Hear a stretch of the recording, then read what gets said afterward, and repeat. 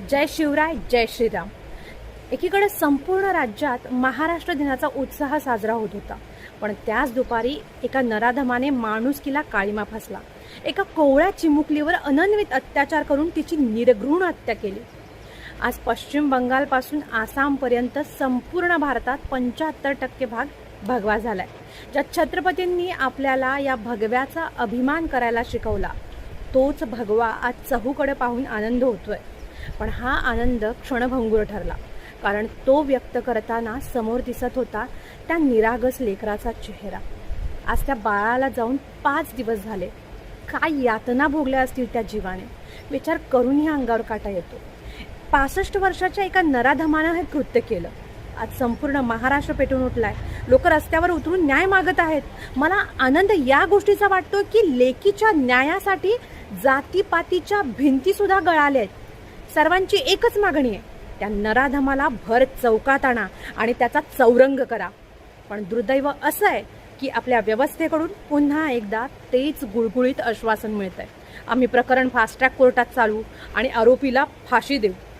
अरे हा महाराष्ट्र छत्रपती शिवाजी महाराजांचा आहे। याच मातीत महाराजांनी रांझ्याच्या पाटलाचा चौरंग करून जगाला दाखवून दिलं होतं की स्त्रीच्या अब्रूला हात लावणाऱ्याला कसं शासन करायचं असतं। याला छत्रपती शासन असं म्हणतात। आज महाराष्ट्र त्याच कडक शासनाची मागणी करतोय। यापूर्वीही तत्कालीन मुख्यमंत्री आणि आत्ताच्या सरकारमधील उपमुख्यमंत्री एकनाथजी शिंदे यांनी बदलापूर प्रकरणामध्ये त्या नराधमाला 8 दिवसाच्या आत शासन केलं। पण आजचं शासन मात्र तारखांवर तारखा देण्यात धन्यता मानतंय। आकडेवारी पाहिली तर डोळे पांढरे होतील। स्वातंत्र्यापासून आतापर्यंत भारतात 720 पेक्षा जास्त जणांना फाशी सुनावण्यात आली, पण गेल्या 25 वर्षात फक्त 9 जणांना प्रत्यक्षात फाशी आपण देऊ शकलोय।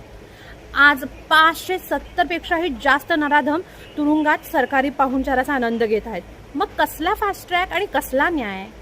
शेजारच्या नेपाळ देश जाहीर करतोय की बलात्कार करणाऱ्याला 28 तासात फाशी देऊ। उत्तर प्रदेशात गुन्हेगारांचा तत्काळ हिशोब पूर्ण केला जातो। मग महाराजांच्या महाराष्ट्रातच कायद्याचा धाक संपलाय की काय? इथे नराधमांच्या गळ्यापर्यंत फाशीचा दोर पोहोचायला वर्षानुवर्ष का लागतात? आता वेळ केवळ आश्वासनाची नाही तर कृतीची। जोपर्यंत एका नराधमाला चव्हाट्यावर फाशी दिली जात नाही ना, तोपर्यंत अशा विकृत प्रकृती थांबणार नाही। ही परिस्थिती बदलायला हवी आहे की नाही? सरकारला छत्रपती शासनाची आठवण करून द्यायला हवी आहे की नाही? तुमचं मत कमेंट्समध्ये नक्की सांगा आणि हा आवाज बधिरतेचं सोंग घेतलेल्या शासनापर्यंत